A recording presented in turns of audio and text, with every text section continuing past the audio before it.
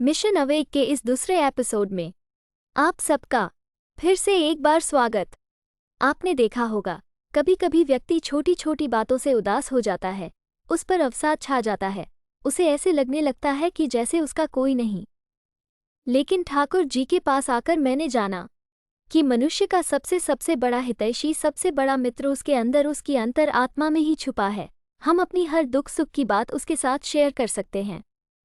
हमारे अंदर विद्यमान हमारी आत्मसत्ता हमें जितना समझती है, उतना हमें इस ब्रह्मांड में कोई नहीं समझ सकता।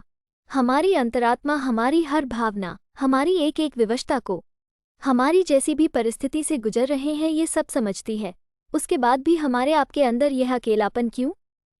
इसका एक ही कारण है कि हम अपनी अंतर आत्मा में बैठी परमात्म सत्ता जैसी महाविभूति को जीवंत ढूंढने का कभी प्रयास नहीं करते।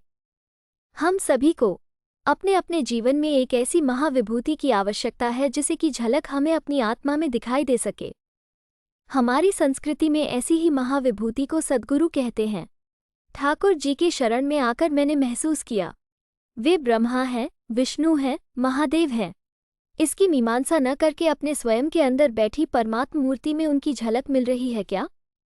बस इतनी अनुभूति काफ़ी है। हमें जागृत करनी है अपने अंदर बैठी परमात्म मूर्ति को। लेकिन जब तक हम अंतर्भाव से सद्गुरु शरणापन्न नहीं होंगे, हमारी आत्मा और हमारे मन बुद्धि के बीच की ग्रंथि नहीं टूट पाएगी। जन्म जन्म से अपने अंदर बैठी विकारों की ग्रंथि जब तक नहीं पिघलेगी, हम अपने अंदर विद्यमान परमात्म सत्ता को महसूस नहीं कर पाएंगे। इसलिए आवश्यकता है जीवंत महापुरुष की, सत आचरणशील आचार्य की।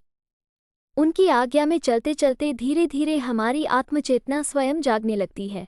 जैसे जैसे हमारी आत्मचेतना जगती है, हमें स्वयं अंदर की ईश्वरीय शक्ति का, ईश्वरीय ऊर्जा का एहसास होने लगता है। फिर हम अकेले में रहें या सबके बीच, फर्क नहीं पड़ता। कई लोग मुझसे पूछते हैं, ठाकुर जी के पास आकर मैंने क्या पाया?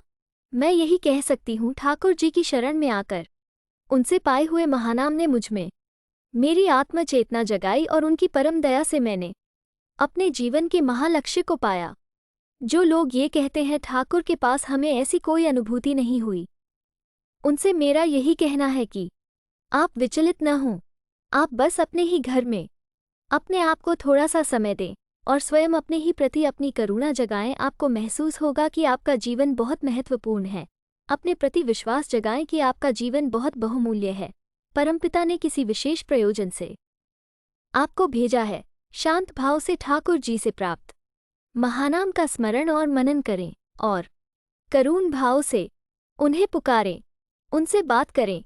आप स्वयं महसूस करेंगे कि कैसे जन्मों से जमी हुई विकारों की ग्रंथियां टूट रही हैं। मेरा निश्चित विश्वास है कि बहुत ही सहज सरल भाव से आप अपने जीवन के महालक्ष्य को प्राप्त कर पाएंगे।